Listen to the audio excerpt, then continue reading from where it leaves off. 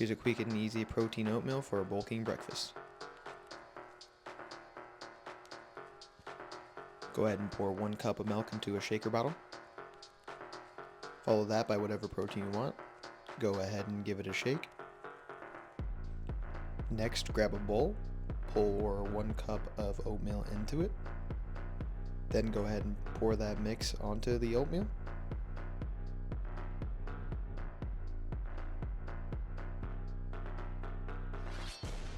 Give it a mix.